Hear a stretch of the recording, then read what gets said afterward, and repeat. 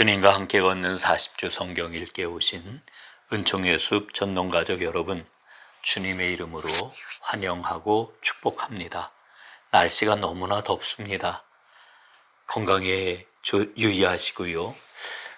코로나가 지나기까지 우리 하나님께서 여러분 모두를 성령의 불담으로 보호해 주시기를 간절히 소원합니다. 제22주 성경 읽기입니다. 7월 25일부터 8월 1일까지가 되겠습니다. 제22주 성경 읽기 범위는 에스겔서 1장부터 48장 말씀입니다. 에스겔서는 포로민을 설득하다라고 하는 주제를 가지고 함께 살펴보면 좋을 것 같습니다. 자, 그러면 제일 먼저 에스겔을 어떻게 읽을까라고 하는 것을 생각해 보도록 하겠습니다. 자, 에스겔서를 관통하고 있는 굉장히 중요한 역사적 사실이 있습니다. 바벨론 왕 느부갓네살이 유다를 멸망시킨다라고 하는 사실이지요. 느부갓네살은 3번에 걸쳐 예루살렘을 침공해 가지고 마침내 예루살렘을 함락하고 이제 유다를 멸망시킵니다. 남유대는 이 과정에서 애굽이라고 하는 강대국에 기대어 가지고 바벨론 왕 느부갓네살에 대항을 하려고 했지만 결국은 바벨론에게 멸망을 당하고 말지요. 이 과정을 조금 더 자세히 살펴보게 되면은 느부갓네살은 유다 왕 여호야긴과 그리고 유다의 상류층 사람들을 바벨론으로 대대적으로 끌고 가게 됩니다.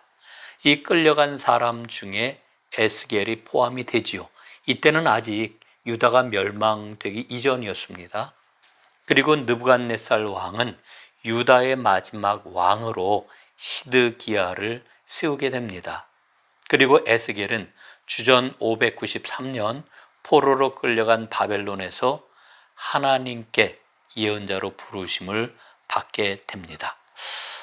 에스겔서를 보게 되면은 에스겔이 예언 활동을 했던 두 시기가 확연하게 차이가 나는 것을 우리는 발견을 합니다.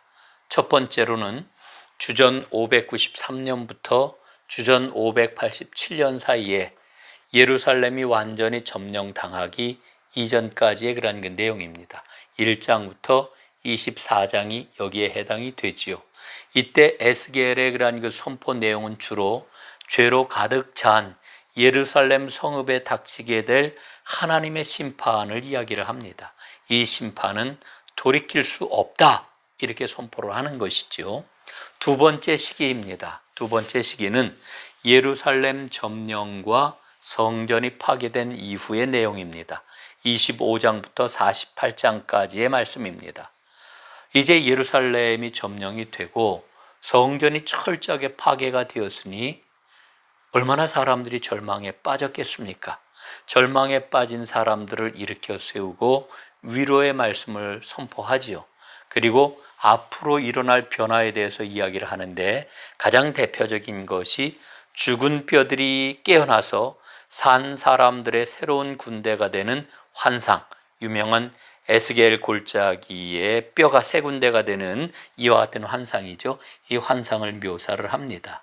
이 세 군데의 환상은 새로운 미래에 대한 믿음을 지니게 하는 에스겔 예언의 아름다운 결정이라고 이렇게 이야기를 할 수가 있죠. 자, 에스겔은 남유다가 멸망하고 포로로 끌려온 낙심한 유다 백성들을 설득하고 희망을 선포하는 그런 내용으로 가득 차 있는 그런 그 예언서입니다. 자, 그러면은 에스겔서 각 장의 그런 그 내용들을 몇 개로 나누어서 살펴보도록 하겠습니다. 제일 첫 번째 에스겔 1장부터 3장까지 말씀입니다. 에스겔이 소명을 받는 이와 같은 장면이지요. 바벨론의 포로로 끌려온 그런 그 백성들은 어떤 생각을 가졌느냐? 기회만 우리에게 주어진다면 우리는 예루살렘으로 돌아가게 될 것이다, 이렇게 생각을 했습니다. 에스겔을 하나님이 부르실 때 에스겔은 절망에 빠져 있었지요. 사람들이 그런 생각을 갖고 있었지만 그러나 에스겔은 절망에 빠져 있습니다. 그런 그에게 하나님은 말씀을 하십니다. 당장 예루살렘 귀환은 어렵다. 그러니 힘과 실력을 키워라. 그리고 왜 끌려와야 했는지를 설명하고 위로해라. 격려하고 백성들을 깨우치라. 이런 말씀을 주시는 겁니다. 두 번째, 에스겔 4장부터 24장까지 말씀입니다. 유다에 내려진 징계와 심판을 이제 선언하는 그런 그 내용이 되겠습니다. 에스겔은 환상 중에 이스라엘 백성들이 범한 악한 죄를 봅니다. 그리고 성전을 더럽게 하는 온갖 가지 죄악들을 보게 됩니다. 이 사실을 통해 가지고, 이와 같은 환상을 통해 가지고 에스겔은 무엇을 봅니까? 예루살렘에 희망이 없구나라고 하는 것을 보게 되지요. 그리고 에스겔은 자신이 본 것을 바벨론 포로로 끌려온 백성들에게 전달을 합니다. 그런데 중요한 것은 포로로 끌려온 사람들은 에스겔의 이와 같은 말씀, 하나님의 선언을 받아들이지를 않습니다. 오히려 조상들에게 책임을 돌리고 하나님의 심판이 불공정하다고 하면서 하나님을 원망을 합니다.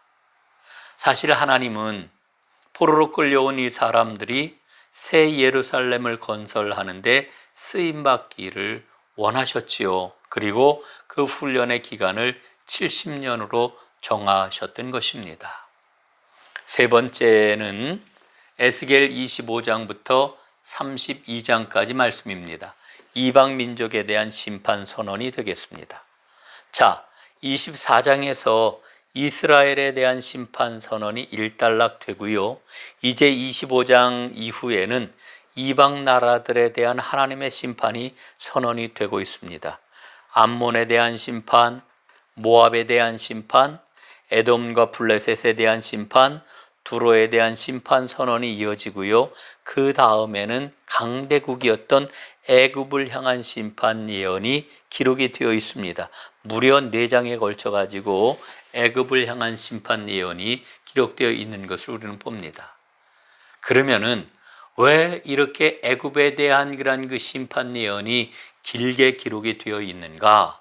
그것은 애굽을 의지해 가지고 바벨론의 위협으로부터 벗어나려고 하는 유다에 대한 하나님 경고의 말씀이라고 하는 것을 우리는 보아야 되는 것이죠.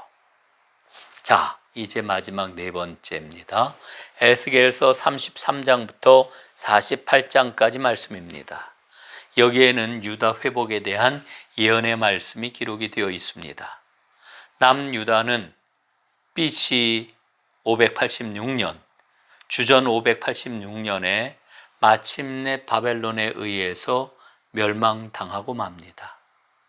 이 소식을 듣게 된 포로들은, 바벨론 포로로 끌려온 사람들은 희망이 완전히 사라지게 되는 거지요.